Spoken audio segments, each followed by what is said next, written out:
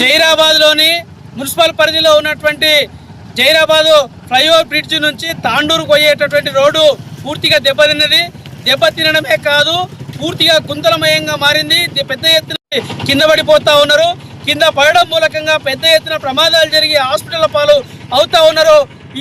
ఈ విషయం ఇప్పటికే చాలాసార్లు అనేక మంది వివరించిన సమస్య పరిష్కారం కాలేదు, చేయట్లేదు. ప్రజాప్రతినిధులు కావచ్చు, అధికారులు కావచ్చు, పట్టించుకున్న పాపాన పోవట్లేదు.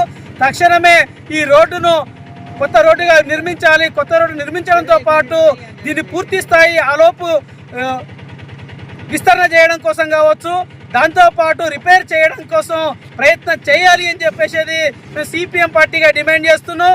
తక్షణమే ఈ గుంతల్ని మూయాలి, కొత్త రోడ్డు వేయాలి. లేని పక్షంలో సిపిఎం పార్టీ ఆధ్వర్యంలో పెద్ద ఎత్తున ఆందోళన కార్యక్రమం చేస్తాం. అవసరమైతే ఈ రోడ్డు సంబంధిత అధికారుల కార్యాలయాన్ని ముట్టడిస్తాం.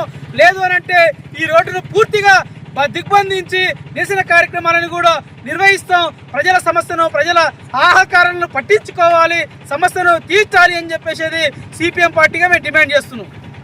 जुल्म के खिलाफ सच के साथ तो जुड़े रहिए, खबरदार रहिए सिर्फ ZHBTS न्यूज़ के साथ।